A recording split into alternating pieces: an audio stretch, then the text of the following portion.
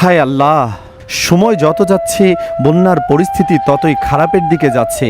দর্শক, মৌলভীবাজারের কমলগঞ্জের ধলাই নদীতে অব্যাহত বৃষ্টি ও ভারতের উজান থেকে আসা পাহাড়ি ঢলে ভাঙন দেখা দিয়েছে। এতে উপজেলার ইসলামপুর, মাধবপুর ও আদমপুর ইউনিয়ন প্লাবিত হয়েছে। পানিবন্দী হয়ে পড়েছেন হাজার হাজার মানুষ। বন্যায় তলিয়ে গেছে আউশ ফসলের মাঠ। চরম আতঙ্কে লাখো মানুষ। জানা যায়, ভারী বর্ষণ ও পাহাড়ি ঢলে উপজেলার ইসলামপুর ইউনিয়নে মখাবিল এলাকায় ধলাই নদীতে ভাঙন দেখা দেয়। গত পরশু থেকে পানি ছিল, কালকে সকালে পানি ঢুকে গেছে। এতে ইসলামপুর, মাধবপুর ও আদমপুর ইউনিয়নের বিভিন্ন গ্রাম প্লাবিত হয়। বিশেষ করে মোকাবিলা, গোলেরহাওর, ভান্ডারিগাঁও, গঙ্গানগর, কোনাগাঁও, বেরিগাঁও, শ্রীপুর, পাতারিগাঁও, কালারাইবিল, আধকানি, ছনগাঁও, বন্দেরগাঁও, তেইতিয়াগাঁও, ভানুবিল এবং ঘোড়ামারা গ্রামের অন্তত 10,000 মানুষ পানিবন্দী হয়ে পড়েন। তলিয়ে যায় বিভিন্ন সড়ক ও বিদ্যালয়। জরুরি বিজ্ঞপ্তি। স্থানীয় বাসিন্দারা বলেন, ধলাই নদীর মোখাবিলের এ অংশটুকু অনেক আগে থেকেই ভাঙা। পানি উন্নয়ন বোর্ড ঠিকমতো কাজ করলে এত ক্ষতি হতো না। বন্যায় মানুষের ব্যাপক ক্ষতি হয়েছে। মানুষের ঘরবাড়িতে পানি উঠেছে, আউশ ধান ও বিভিন্ন ফসল তলিয়ে গেছে। স্থানীয় বাসিন্দা সাকিব মিয়া ও জাকির হোসেন বলেন, বুধবার রাত 10টার দিকে হঠাৎ করে ধলাই নদীর বাঁধ ভেঙে যায়। প্রায় 100 মিটার ভেঙেছে। কয়েকটি ইউনিয়নের অনেক গ্রাম প্লাবিত হয়েছে। এদিকে টানা বর্ষণ ও জোয়ারের পানি বৃদ্ধি পেয়ে নোয়াখালীর দ্বীপ উপজেলা হাতিয়ার নিম্নাঞ্চল প্লাবিত হয়েছে। এতে দ্বীপের 7 ইউনিয়নের লক্ষাধিক মানুষ পানিবন্দী হয়ে পড়েছে। সকালে হাতিয়া উপজেলা নির্বাহী কর্মকর্তা রাসেল ইকবাল বিষয়টি জাগো নিউজকে নিশ্চিত করেন। তিনি বলেন, সারারাত অবিরাম বর্ষণে অনেক স্থানে জলাবদ্ধতা সৃষ্টি হয়েছে। এছাড়া বেড়িবাঁধ না থাকা এলাকাগুলোতে জোয়ারের পানি প্রবেশ করে প্লাবিত হয়েছে। ইউনো আরও বলেন, সাময়িক দুর্যোগ মোকাবেলায় পর্যাপ্ত শুকনো খাবার, 10 টন চাল এবং 4 লাখ টাকা মজুদ রয়েছে। ইউনিয়ন চেয়ারম্যান ও প্রশাসকদের মাধ্যমে খোঁজ খবর নিয়ে জানমালের রক্ষায় প্রয়োজনীয় ব্যবস্থা নেওয়া হচ্ছে। নোয়াখালী আবহাওয়া অফিস সূত্র জানায়, সকাল 6টা পর্যন্ত গত 24 ঘন্টায় দ্বীপ উপজেলা হাতিয়ায় 110 মিলিমিটার বৃষ্টিপাত রেকর্ড করা হয়েছে। আগামী 2-3 দিনও বৃষ্টিপাত অব্যাহত থাকতে পারে।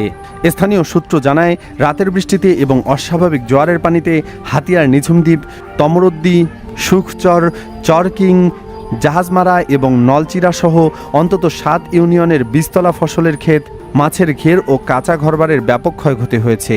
অনেক স্থানে বাসিন্দারা রান্নার চুলা ডুবে খাবারের কষ্টে আছে।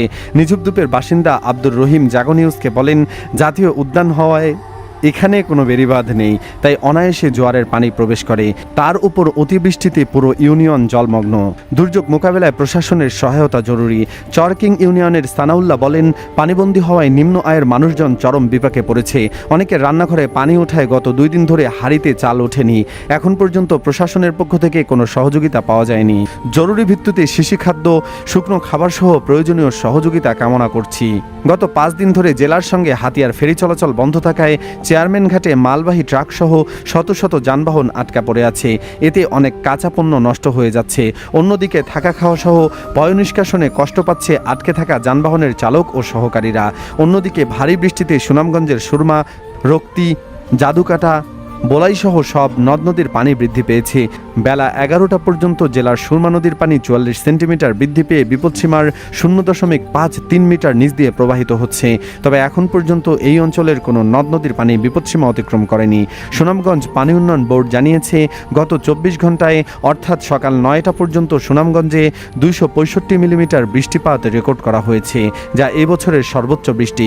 এছাড়াও সুরমা নদীর পানি সুনামগঞ্জ শহরের 16 ঘর পয়েন্ট বিপদসীমার 0.53 মিটার নিচ দিয়ে প্রবাহিত হচ্ছে।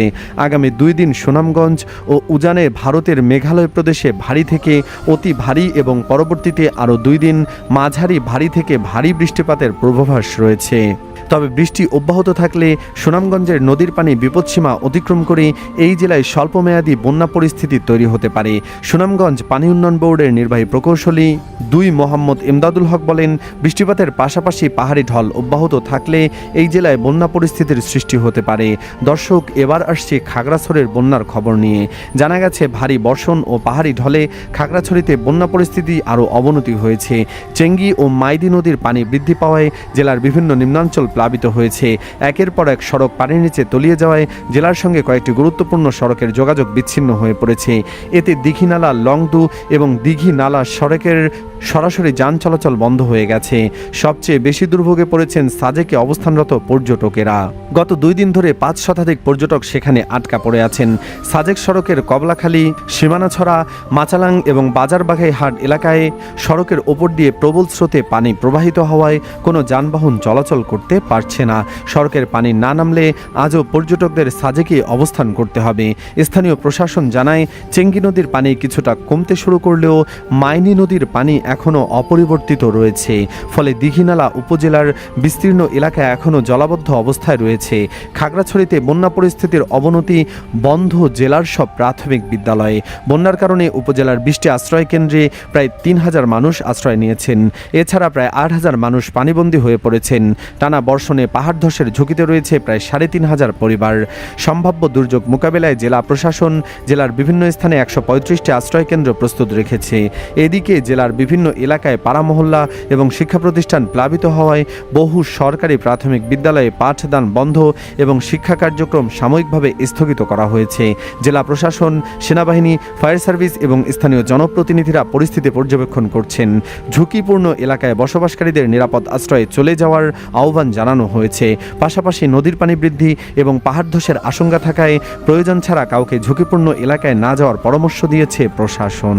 জেলা প্রাথমিক শিক্ষা কর্মকর্তা বলেন, চলমান বন্যা পরিস্থিতির কারণে অনেক বিদ্যালয়ে পানি উঠেছে এবং আশ্রয় কেন্দ্র হিসেবে ব্যবহার করা হচ্ছে। এছাড়াও বৈরী আবহাওয়ার কারণে জেলার সব বিদ্যালয়ে একদিনের জন্য বন্ধ রাখার নির্দেশ দেওয়া হয়েছে। জেলা প্রশাসক মোহাম্মদ আনোয়ার সাদাত বলেন, জেলা প্রশাসন পরিস্থিতি পর্যবেক্ষণ করছে। ঝুঁকিপূর্ণ এলাকায় বসবাসকারীদের নিরাপদ আশ্রয়ে চলে যাওয়ার আহ্বান জানানো হয়েছে। পাশাপাশি নদীর পানি বৃদ্ধি এবং পাহাড় ধসের আশঙ্কা থাকায় প্রয়োজন ছাড়া কাউকে ঝুঁকিপূর্ণ এলাকায় না যাওয়ার জন্য কাজ করছে জেলা প্রশাসন ও উপজেলা প্রশাসন। দর্শক, দেশের কয়েকটি জেলায় যেভাবে পানি বৃদ্ধি পাচ্ছে তাতে দেশে আরেকটি ভয়াবহ বন্যার সম্মুখীন হতে যাচ্ছে লাখো লাখো মানুষ। চরম আতঙ্কে দিন পার করছে সিলেট, নোয়াখালী, সুনামগঞ্জ সহ দেশের কয়েকটি জেলার মানুষ। আল্লাহ আমাদের বন্যা থেকে হেফাজত রাখুন, আমিন। দর্শক, আপনি কোন এলাকা থেকে ভিডিওটি দেখছেন এবং সেখানকার বন্যার কী পরিস্থিতি কমেন্টে জানাবেন। ভিডিওটি ভালো লাগলে লাইক ও শেয়ার করুন। ধন্যবাদ।